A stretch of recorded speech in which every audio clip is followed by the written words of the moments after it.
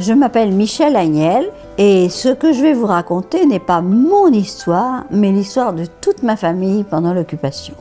Quand le 20 mai, les Allemands sont arrivés sur le nord de la France, très vite mon père est venu nous chercher, nous sommes rentrés sur Paris. Le 17 juin, au grand déshonneur de la France, nous avons écouté le discours du maréchal Pétain.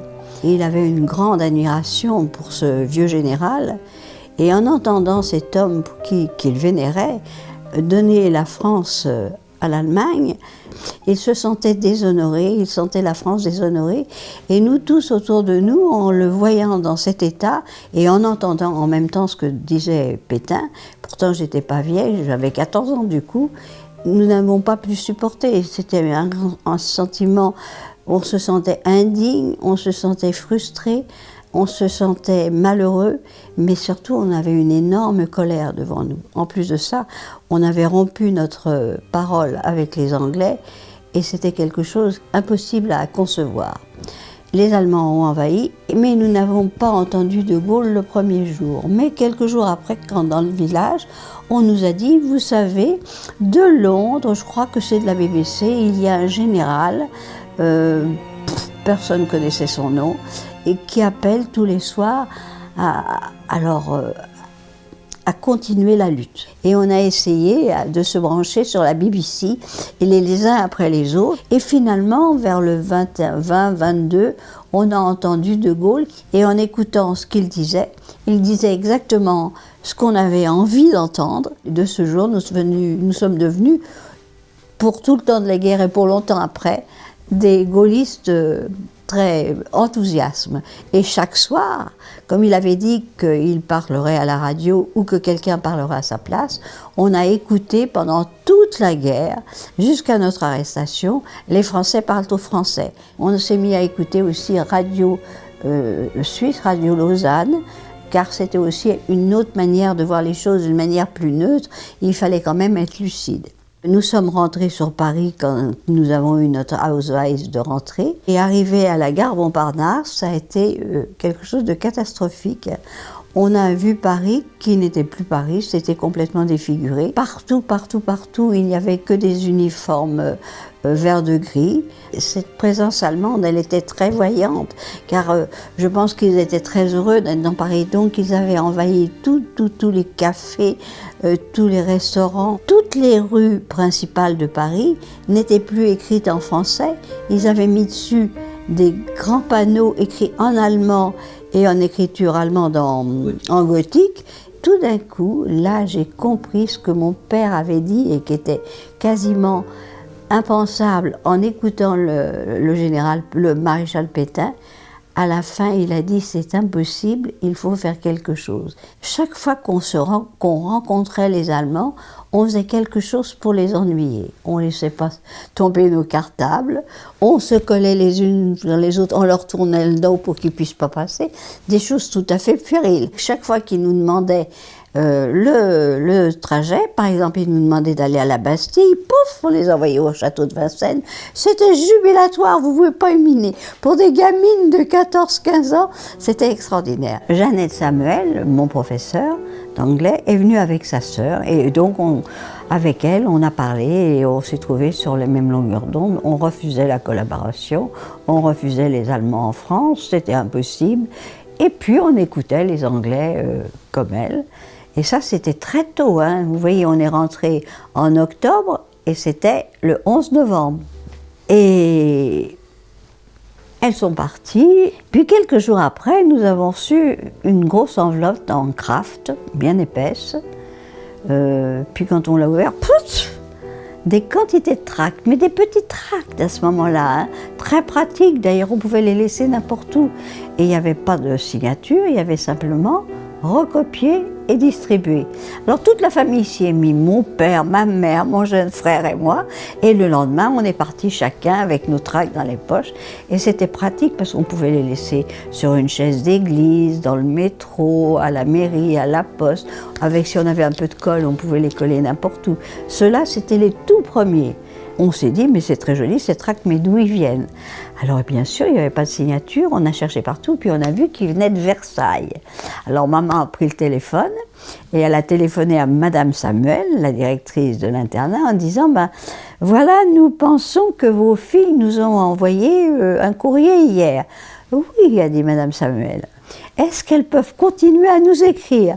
Oui, a dit Madame Samuel. Et ainsi, régulièrement, on recevait des tracts qui d'ailleurs devenaient de plus en plus importants pour par la suite devenir de véritables articles, des articles de journaux, la plupart du temps d'ailleurs faits par des intellectuels qui nous arrivaient. Puis un beau jour, Jacqueline Samuel est venue à la maison en janvier-février 41. Et puis elle nous a dit, je ne peux plus du tout envoyer les tracts par la poste. Si vous voulez continuer à en avoir, ben, il faut venir les chercher chez maman. Chez maman, c'est-à-dire dans un endroit où il n'y avait que des élèves filles et où les adultes se faisaient repérer à la rentrée. Qui est-ce qui pouvait rentrer là-bas pour aller chercher les tracts? Eh bien, c'est quelqu'un qui était dans la norme de l'école. Donc moi j'avais 14 ans, donc à 14 ans je prenais régulièrement, quand on avait un coup de téléphone, je partais à Versailles, au lycée de Versailles, dans l'avenue du Château là, et je rentrais comme les jeunes filles, comme il y avait beaucoup de monde, on ne me voyait pas, et j'allais chercher mes tracts. On mettait les tracts comme ça dans mon cartable, et puis je repartais avec mon cartable à la main, et je repartais sur Saint-Mandé, et ensuite on les recopiait et on les distribuait. Il y avait beaucoup de police à ce moment-là qui arrêtaient. J'ouvrais mon cartable avant d'arriver devant eux, donc le cartable ouvert, ils ne regardaient même pas, ils me disaient passer, et j'ai fait ça pendant plusieurs années de suite, d'aller comme ça de Saint-Mandé à Versailles.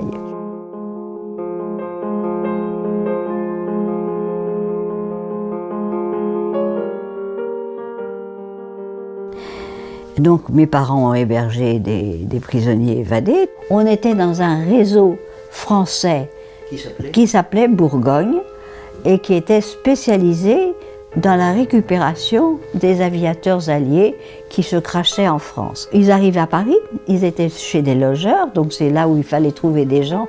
Maman avait trouvé quand même tout un réseau de petits logeurs. On nous prévenait qu'ils allaient partir le soir. On les récupérait tous et on avait un endroit bien précis au Jardin des Plantes où des guides qui ne faisaient que ça, que l'aller-retour entre la frontière espagnole et ça. Mais la première chose que j'ai faite, c'est d'emmener ceux qui étaient à la maison ou ceux que maman avait logés au Jardin des Plantes où je les laissais et où je revenais. On allait acheter des cartes vierges, parce que ça se vendait dans n'importe quel papetier.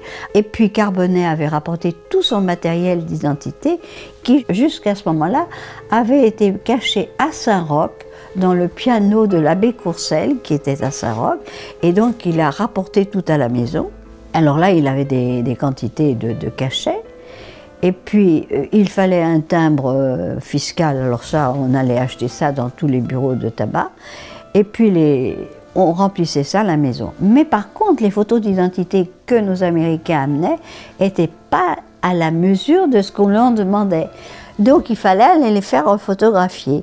Alors la première fois, je suis allée avec Carbonnet qui m'a montré comment les emmener à Photomaton. Il y avait encore très peu de photomatons. Il y en avait un au magasin du Louvre qui était en fait comme une grande surface.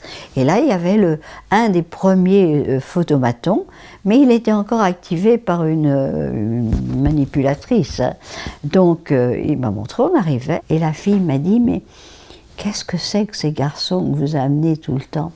Alors bon, ça avait été préparé, on leur avait bien dit qu'ils se laissent faire, qu'ils baboulent.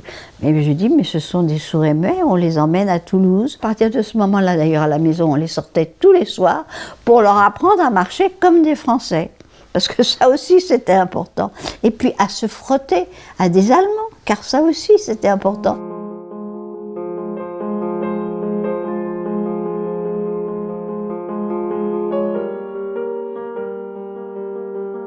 Ça se passait très bien, jusqu'au 28 avril 1944, où là, en arrivant du lycée, eh ben, je suis rentrée dans la maison et j'ai vu mon frère, ma mère, Carbonnet et les deux Anglais qui étaient là entourée par 3 Français, mais on s'apercevait bien qu'ils étaient des gestapistes. Enfin, en fait, c'était des miliciens. Et puis, au moins une dizaine de gendarmes, de faits gendarmes avec leur grande croix comme ça. Ma réaction intérieure a été, eh ben ça y est. Dans la soirée, on a été emmenés à Fresnes. Et à Fresnes, eh ben là, tout d'un coup, c'est là où j'ai vraiment connu la peur. On pouvait être torturé et torturé devant les autres, ou les autres torturés devant nous, et on avait eu des problèmes de ce genre-là, et tout d'un coup, je me suis dit, mon Dieu, ils vont se servir de l'un de nous pour faire ça, et puis finalement, ça ne s'est pas fait. Bon. Et puis, mon père et les hommes m'ont été mis dans la section des hommes, et maman et moi, eh ben, nous avons été mis dans la même cellule. Pendant toute la nuit, on a parlé, de manière à être tout à fait cohérente dans l'interrogation qu'on pensait avoir lieu le lendemain. Et puis on n'a pas été interrogé le lendemain. Alors bon, quand on va rue des Saussaies, on vous récupère en bas de Fresnes et on vous fait rentrer dans la voiture cellulaire. C'était en juin, fin juin. C'est une chaleur épouvantable. Et puis on est arrivé, à cet endroit-là, il y avait des brancards avec des gens qui, eux, avaient été certainement terriblement torturés. Il y en avait qui saignaient, il y en avait qui avaient des yeux pochés, qui ne pouvaient pas se tenir, d'autres qui avaient dû être tirés par les bras, enfin. Moi, la première chose que j'ai surtout regardée, c'est s'il n'y avait pas quelqu'un de notre réseau qui était là, parce que là, il fallait faire très attention. Non, il n'y avait personne, il n'y avait pas. Puis il y avait des gens qui venaient d'être arrêtés. Alors ceux-là, ils étaient particulièrement intéressants, car si on pouvait passer à côté d'eux, on leur demandait des nouvelles. C'est comme ça qu'on avait que les nouvelles arrivaient à Fresnes. Et puis j'ai été emmenée dans la cellule. Mon nom a été appelé. J'ai été amenée et on m'a mis dans une petite cellule avec la grande, le vasistas très très haut. La première chose que j'ai regardée, j'ai dit je ne pourrais pas me sauver, il n'y a rien à faire. C'est vraiment trop haut. Et puis là, j'ai commencé à regarder aussi. Bon, ils ont enfermé à clé. Très bien, parce que comme ça, j'ai pu lire partout et d'une manière très exhaustive tout ce qui était écrit pour essayer de retrouver ces 4 petites phrases qui étaient écrites. Et en effet, je les ai retrouvées, écrites en rouge, et c'est ça que je cherchais quand je suis allée là-bas et que je n'ai pas retrouvé, mais c'est peut-être dans une des cellules qui a été abîmée à la Libération. Et j'ai retrouvé en effet, Yvonne Printemps est allée à Creil. Bon, alors je me suis dit, ça faut que je fasse quand même très attention. Puis je suis restée très longtemps. Et alors là, c'est très pénible, hein, parce qu'on est seul. C'est en des fois très bien parce qu'on peut reprendre un peu ses esprits. Il peut arriver n'importe quoi, on peut dire n'importe quoi. On n'est jamais sûr de soi-même. Et tout ça, ça vous passe dans l'esprit. C'est quand même assez difficile à supporter.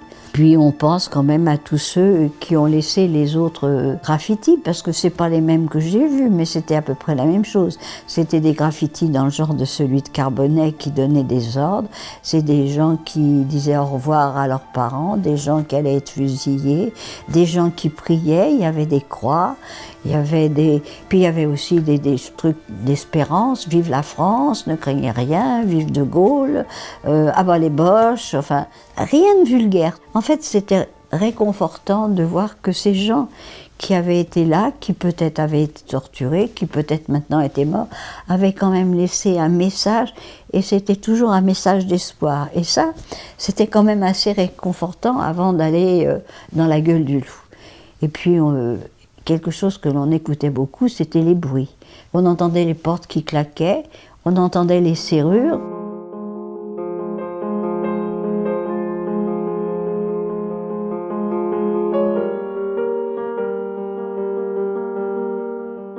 Et puis on m'a emmenée, alors là, non pas dans une petite cellule, mais dans un magnifique bureau. Et il y avait 3 hommes en civil, un qui était assis et 2 qui étaient debout, et qui parlaient entre eux en allemand, sans avoir l'air de beaucoup s'occuper de moi. Donc je suis restée quand même debout assez longtemps. C'est bien dommage que j'ai pas voulu apprendre l'allemand, parce qu'ils parlaient en allemand, mais j'ai rien compris. Il y en a qu'un seul qui m'a interrogée, un de ceux qui étaient debout. J'ai pas pu nier qu'il y avait des Anglais à la maison, etc. J'ai pas pu nier que je savais ça. J'ai fait la petite fille très scolaire, qui d'ailleurs allait passer son bac quelques semaines après, j'ai dit j'ai bien autre chose à faire. Il reposait les questions. C'était ça auquel il fallait faire très attention. Les questions n'étaient jamais les mêmes. Elle reposait la même question d'une autre manière. Et c'est à ça dont il fallait faire très attention. J'ai pas été ni bousculée, si ce n'est qu'ils ont hurlé de temps en temps en me traitant peut-être pas d'imbécile, mais vous savez ça, c'est pas possible que vous ne le saviez pas. Et je suis restée assise là. Et puis ils sont revenus et ils ont remis ça. Ils ont réinterrogé d'une autre manière. Mais finalement, on ne peut pas du tout dire que j'ai été brusquée. Et puis, bon, quand ils sont venus qu'il n'y avait plus rien à faire, eh ben, ils m'ont renvoyée dans la cellule et j'y suis restée jusqu'à environ, je pense qu'il était 5 ou 6 heures du soir. En sortant de l'interrogatoire, j'ai vu la baignoire. C'est-à-dire que j'ai vu une salle avec de l'eau par terre et tout le monde parlait de la baignoire. J'étais contente quand j'en étais bien éloignée et quand j'ai récupéré le rez-de-chaussée. Le soir, je suis rentrée, j'ai retrouvé la jeune femme qui était à côté de moi et on a tous été remis dans les cellules. J'ai ramené à la prison de Fresnes toutes les petites nouvelles du débarquement. Et nous, c'est tout ce que l'on espérait. Hein. Parce que vous savez, j'ai vécu le jour du débarquement à Fresnes. On a sûrement été dans les tout premiers à le savoir, car des gens étaient amenés à Fresnes en pleine nuit, comme moi. Et ils avaient entendu les messages qui annonçaient le débarquement. Et on a entendu en pleine nuit, vers minuit, ils ont débarqué. Et si vous aviez vu Fresnes, en fait, ce qu'on attendait depuis 4 ans était arrivé. Et même si on était arrêté, on était arrivé à ce qu'on voulait. Et ça a été une très belle nuit. Et le 15 au matin, on était toute la vie, comme toutes les prisons de Paris. Fresnes a été vidée et on est parti vers l'Allemagne. Et nous, on a tous été emmenés par ce dernier fameux convoi de Pantin qui n'aurait jamais dû partir, car von Solstys avait signé avec le consul de Suède, Nordling, un compromis disant qu'à partir du 17 août, plus aucun prisonnier politique français ne partirait en Allemagne et qu'il y aurait un échange, je crois que c'est de 15 ou 17 prisonniers de guerre allemands contre un déporté politique. Et d'ailleurs, notre convoi, ce fameux convoi qui est parti de Pantin, s'est appelé le convoi des 57 000. Il s'appelle toujours le convoi des 57 000. À ceux qui nous ont fait du mal, j'ai absolument pas pardonné. Absolument pas. Ils ne nous ont d'ailleurs jamais demandé leur pardon, je ne vois pas pourquoi je leur pardonnerais. Ma première résilience, c'était justement de ne pas en parler, parce que je me rendais compte que je n'étais pas comprise. Moi, ma vie s'est reconstruite. Je me suis mariée, j'ai eu des enfants, j'ai fait un métier que j'adorais. Donc tout ça, ça aide à entrer en résilience. Tandis que ma mère, elle est rentrée. Elle a eu une vie complètement bouleversée. Il a fallu qu'elle finisse d'élever ses enfants, qu'elle se mette à travailler. Elle n'avait plus rien pour vivre. Et pour elle, la vie s'est cassée là. Donc finalement, elle continuait à vivre avec ce qui avait été sa vie avant. Et il n'y a pas un jour, mais pas un jour jusqu'à sa mort, où elle n'évoquait au bout d'un mot, au bout d'une phrase, ah oui, tu te souviens. Et ça a été assez pénible. Et mon mari me disait que quand elle venait à la maison et qu'elle restait longtemps, eh bien, je faisais beaucoup de cauchemars. C'est pour ça que la résilience, elle est différente suivant les moments. Et après, maman, au moment où les négationnistes ont commencé à sortir leurs horreurs, elle est arrivée avec un paquet de journaux, je vois encore, et elle a jeté les journaux sur ma table en me disant, eh bien maintenant tu lis ça et tu n'as plus le droit de te taire. Je dis toujours à tous les gens qui viennent me voir, faites attention aux petits SS qui sommeillent en vous. Parce que ça peut arriver à n'importe qui.